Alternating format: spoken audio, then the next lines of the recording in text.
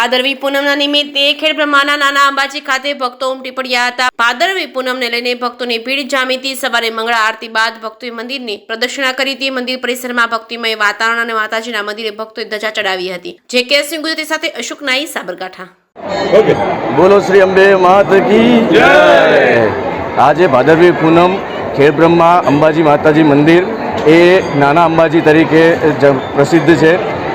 સમગ્ર ગુજરાત, સમગ્ર ભારતમાંથી લાખો શ્રદ્ધાળુઓ અંબાજી દર્શન પહેલાં અહીંયા આગળ ખેડબ્રહ્મા માતાજીના દર્શન કરી અને આગળ જતા હોય છે।